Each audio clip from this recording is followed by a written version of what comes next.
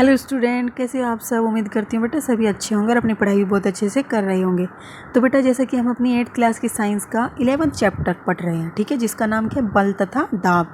तो बेटा हमने उसमें अभी तक बल क्या होता है, बल कैसे लगता है, कब लगता है, ठीक है, और क्या करता है, ये सब हम पढ़ चुके हैं डिटेल में।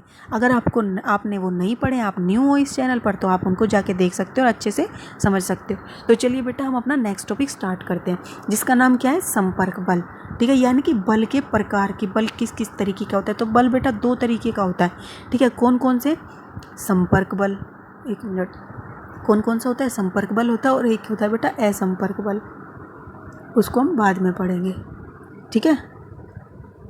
तो चलिए, अब संपर्क बल भी क्या होता है बेटा, कई तरीके का होता है, जिसमें एक क्या है, पेशीय बल। तो पेशीय बल को पढ़ते हैं हम। क्या आप मेज पर रखी किसी पुस्तक को बगैर छुए धकेल या उठा सकते हैं? अब तुम बेटा इसी से ही समझ सकते हो संपर्क, यानी कि वो बल जो कैसे लगेगा, किसी वस्तु का संपर्क में आने पर। ये संपर्क बल के बारे में बेटा हमने पहले भी पढ़ा हुआ है वीडियो में, ठीक है, पहली या दूसरी वीडियो में। उसमें हमने क्या पढ़ा था कि बल कब लगता है। बल किन्हीं भी दो वस्तुओं या दो से अधिक के बीच में अनोन्य क्रिया के कारण लगता है, यानी कि उनके बीच में इंटरेक्शन होने के कारण लगता है, ठीक है।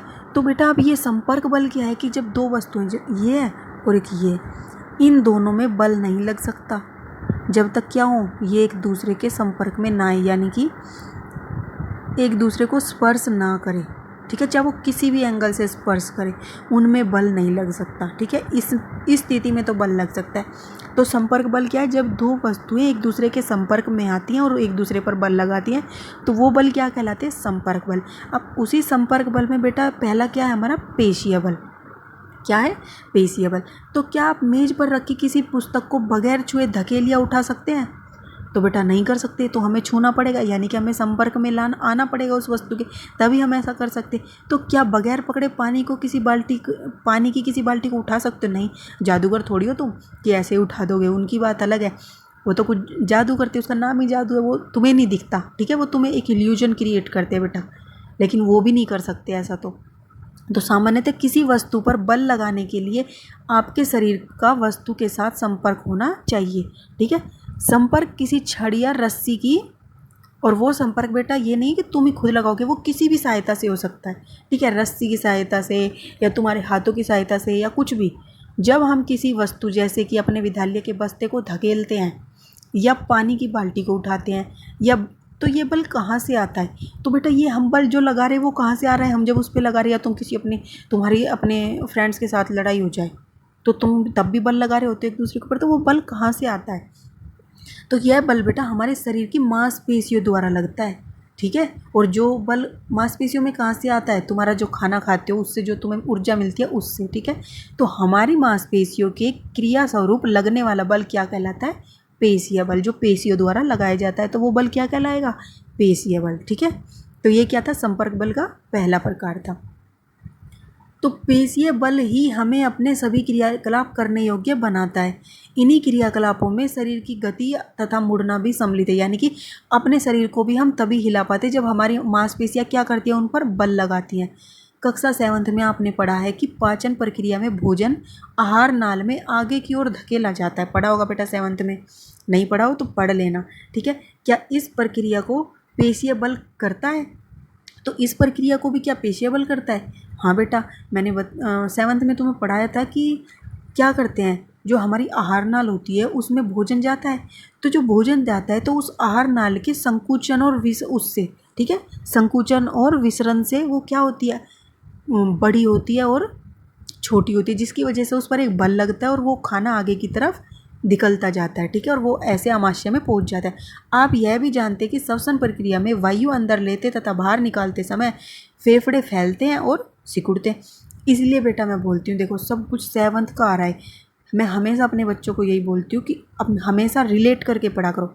6th से ही अपनी साइंस को अच्छी करते चलो, 6th का तुम्हारा 7th में काम आएगा, 7th का तुम्हारा 8th में काम आएगा, और 8th का पढ़ा हुआ बेटा तुम्हें आगे 9th में, और 9th का 10th में, फिर तुम्हारे कंसेप्ट एकदम क्लियर हो जाएंगे, ठीक है।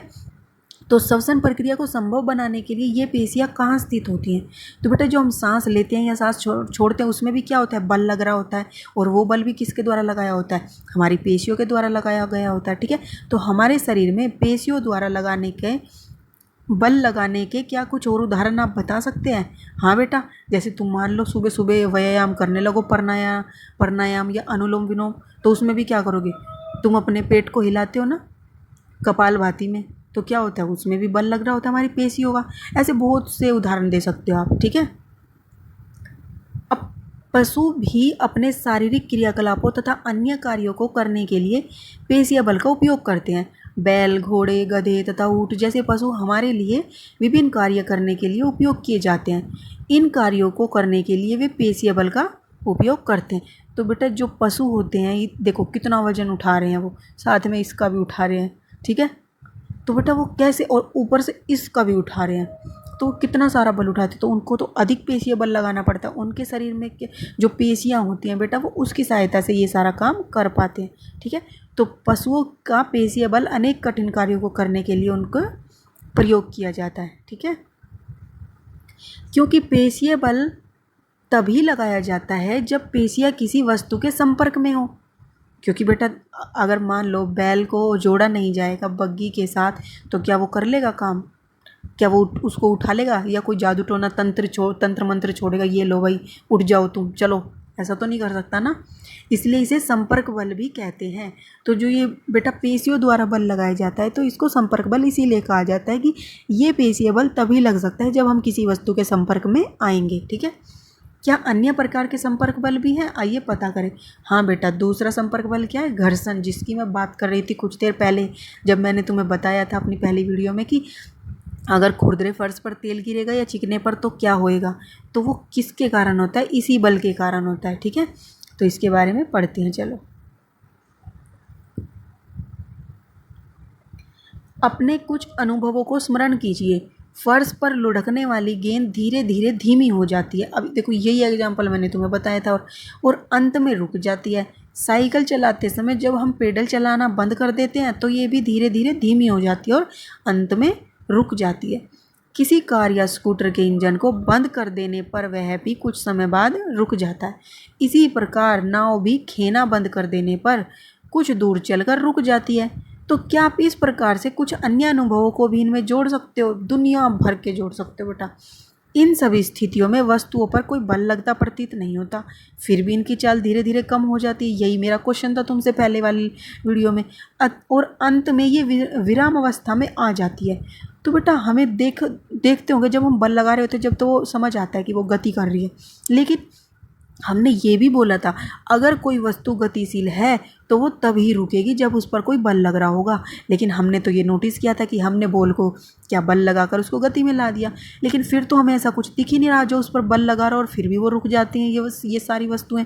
ऐसा क्यों होता है? तो बेटा ऐसा इसलिए होता है जिस सतह पर वो गति कर रहे होते हैं वो सतह भी क्या करती है, उसके संपर्क में आती है, ठीक है, संपर्क में रहती है। या ऐसा थोड़ी कि वो हवा में उड़ रही है, तो संपर्क में आती है, और संपर्क में आने पर क्या होता है, संपर्क बल लगता है। और वो संपर्क बल कौन सा होता है? ये घर्षण, ठीक है। और वो क्या करता है, उस पर बल लगाता है, और जिसकी वजह से वो धीरे धीरे रुक जाती है। इनकी गति की अवस्था में परिवर्तन किस कारण होता है? तो क्या इन पर कोई बल लग रहा होता है? क्या इसका अनुमान लगा सकते हैं आप? प्रत्येक दशा में बल किस दिशा में लग रहा है? इन सभी उदाहरणों में वस्तुओं की गति की अवस्था में परिवर्तन का कारण कौन है बेटा? घर्षण बल, ठीक है। फर्श तथा गेंद की सतहों के बीच लगने वाला घर्षण बल ही गतिशील गेंद को विराम अवस्था में लाता है। तो बेटा जो क्या होता है, फर्श या गेंद की सतह के बीच में जो इन दोनों के जहाँ पर वे स्पर्श करती हैं बेटा, वहीं पर वो बल लगता है। ये नहीं है पैर तुम्हारे ज़मीन पर और बल लग रहा है तुम्हारे सिर पे, ऐसा नहीं, तुम्हारे पैरों पर ही वो उस सतह का, और सतह तो इतनी बड़ी है, लेकिन तुम जितनी सतह पर तुम खड़े हो, जितनी सतह को तुम्हारे पैर स्पर्श कर रहे हैं, सिर्फ उतनी ही सतह द्वारा बल लगाया जाएगा तुम्हारे शरीर के ऊपर, ठीक है। इसी प्रकार पानी तथा नाव की सतहों के बीच घर्षण खेना बंद करने पर नाव को रोक देता है। तो जो पानी की सतह होती है बेटा, वो भी क्या करती है, घर्षण उत्पन्न। हर वस्तु, ठीक है, जितनी भी वस्तुएं हैं, यहाँ तक कि वायु भी, ठीक है, वो भी क्या करती है बेटा, वायु हो गए, जल हो गए, पृथ्वी, कुछ भी वस्तु है, हर वस्तु क्या करती है बेटा, बल लगाती है दूसरी पर, जैसे ही कोई उसके संपर्क में आता है। और वो बल क्या होता है, घर्षण बल कहलाता है। बहुत इंपॉर्टेंट बल है बेटा ये, ठीक है। इसी की सहायता से तुम बहुत सारे काम कर पाते हो जिनके बारे में हम अभी पढ़ेंगे। ठीक है, घर्षण बल सभी गतिशील वस्तुओं पर लगता है। जितनी भी वस्तुएं गतिशील होंगी उन सब पर यह घर्षण बल लगेगा। ठीक है, और इसकी दिशा सदैव गति की दिशा के विपरीत होती है। और ये इंपॉर्टेंट लाइन बेटा कि हमेशा घर्षण कब कहाँ लगता है, ये बल ऐसा बल है जो हमेशा विपरीत दिशा में लगता है।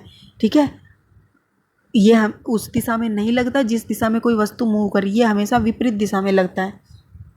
क्योंकि घर्षण बल दो सतहों के बीच संपर्क के कारण उत्पन्न होता है, इसलिए यह भी संपर्क बल का एक उदाहरण है। इस बल के बारे में आप अधिक जानकारी अध्याय 12 में प्राप्त करेंगे। तो बेटा घर्षण के ऊपर एक अलग से चैप्टर पढ़ना पड़ेगा, इतना इम्पोर्टेंट है ये, समझे। आप यह जानने के लिए उत्सुक होंगे कि क्या यह आवश्यक है कि किसी वस्तु पर बल लगाने वाला बल सदैव संपर्क बल हो। आइए पता लगाइए। तो बेटा ऐसा ज़रूरी नहीं है, इसके बारे में हम आगे अपनी नेक्स्ट वीडियो में पढ़ेंगे, नहीं तो ये वीडियो लंबी हो जाएगी। तो बेटा उम्मीद करती हूँ आपको ये वीडियो अच्छी लगी होगी, समझ आई होगी, पसंद भी आई होगी और इंटरेस्टिंग भी लगी होगी और पढ़ने में भी मज़ा आया होगा। और अगर आपको ये फिर भी कुछ डाउट रह गया है बेटा इसमें 1-2 पॉइंट का, तो आप इसको रिप्ले करके देख सकते हो। और अगर पसंद आ गई है तो बेटा बिना कंजूसी किए वीडियो को लाइक कर देना, चैनल को सब्सक्राइब कर देना। ठीक है, और तब तक के लिए ऐसे ही हंसते रहो, मुस्कुराते रहो, पढ़ते रहो और आगे बढ़ते रहो। Thank you.